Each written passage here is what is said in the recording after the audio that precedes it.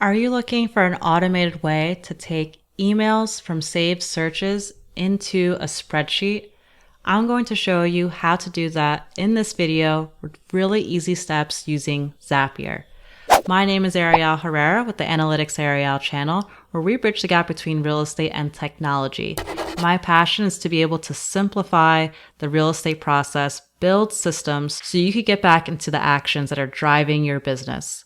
And if you want more on this topic, please check out my new course called Real Estate List Building Automation, where we take this not just from automating the email to a spreadsheet, but we extract more data sources so that we can ultimately get properties to our phone that pass our criteria for cash flow. If you haven't already, please subscribe to this channel, as well like our content on social media.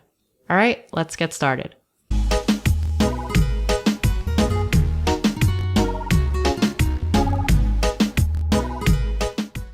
In our last video, we covered how to set up a saved search on Realtor so that you can automatically get new listings hitting your email. To take it to the next level, how about we actually get this information into a spreadsheet so we can work with the numbers? That's what we're going to do here using Zapier. And if you're new to Zapier, it's a really great tool that basically allows you to integrate multiple applications together to talk to one another and automate some manual processes. The way that they describe automation is simply setting something up to run automatically, which means when X, Y, and Z happens, then do that. So in our case, we're going to do whenever an email comes through from Realtor, then what we want to do is process that and put it into a Google Sheets. To do that, make sure that you set up an account on Zapier. It's pretty quick, and for our process, we can actually use a free Zapier account since we're only going to be connecting 2 events to one another. So on the left-hand side, go and make a Zap. Every Zap has a single trigger and then can have multiple actions that occur off of it. So for us, we want our process to be, hey, every time a new listing comes up, we want to see this in an Excel spreadsheet. So there's 2 primary steps, which is Gmail and then Google Sheets. So we're going to start off by going to Gmail. And our trigger event is going to be new email matching a certain search. Let's hit continue. Choose your account. To set up our trigger, we need a search string to make sure we're finding new listings coming from Realtor email. As you've had your search set up for a couple days, you'll start to get more of these emails coming from Realtor. Now, if we look here, we could see that the email it comes from is email@consumerrealtor.com. So what we want to do is copy this. We can enter it here. And for Google, we want to put from, since this is the email that it's coming from. Then we can hit continue. We could test our trigger. What we should see is we found an email matching your search. And this is great. We're seeing an example for a property that's $290,000, 3-bed, 2-bath, 1738 square feet. And if we go back to here, this should match this exact property. And that's the kind of information that we want to pull automatically down into a spreadsheet so we can really assess this property and compare it to others. Now, how do we get this into a Google Sheet? Well, first, we need to go to our Google Drive. In my Google Drive, I quickly created Google Sheets just by hitting right-click and selecting it, and I called it Redfin Safe Search. You could put this in any select folder. It should still be able to find it in Zapier. So let's now set this up.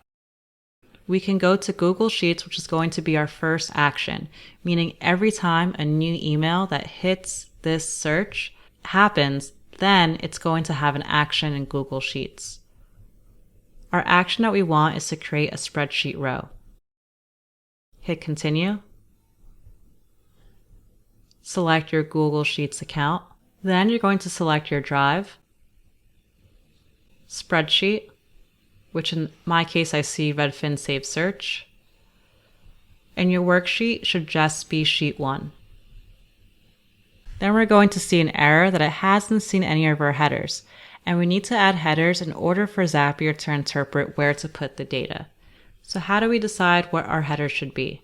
If we go back to testing our trigger, we could see what we really want is a snippet, which has information on the type of alert, which is a new saved search, information on the address, the price, number of bedrooms, and bathrooms. There's some more context down here. I'm not really sure what this means, so I'm just going to look for snippet. In this case, it's going to be one single column. So we can go back to here and we can type in property detail. Now we can go to our action and finish it off. If we go to setup, we can hit refresh. It should now pick up that property detail column. We can hit insert. And this is what's really cool about Zapier is that it retains the variables from all prior actions and triggers. So here we see the body plane, which has information, as we were just discussing, on the address, the price, bedrooms, bath, square feet. So we're going to put this as property detail. But as we saw, there's some other rich information there like date, as well as the subject. So let's add this back in here and put date and subject. Then we could go back to Zapier, hit refresh, and now we see those new columns come up. We can go back to the email, select date, and select subject. Then we can hit continue. And the next step we want to do is test our action to make sure we can actually get this data into Google Sheets to then interpret. So if we hit test and review, it says a spreadsheet row was just sent to your Google Sheets now. Now if we go here, we could see that data is available. We have our property data, we have the date as you can see, and we have the subject.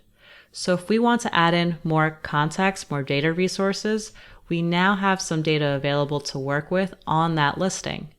Now, as useful as this data is, one of the complexities that we have is that this isn't parsed. We have a long string, but we really want to see bedrooms, bathrooms, street, and so on single columns so that we could do transformations on top of it. Now, if you want to take this to the next level by not just automating your searches and putting them on Google Sheets, but actually getting information like rental data as well as price estimates and ultimately adding cash flow automatically as properties come in, then go and take my course, Real Estate List Building Automation, where we not only bring in this data automatically, but we also create our own web interface where we can quickly play around with some parameters like down payment percentage, price, list price discount, and we can quickly gauge where properties stand and if they meet our criteria.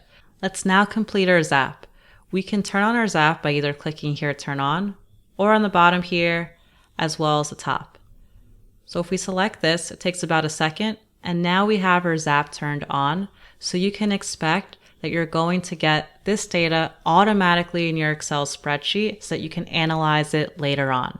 Now you not only know how to create a saved search, but you also know how to be able to automate bringing that data down. Thanks for watching, and please subscribe to our channel if you haven't already.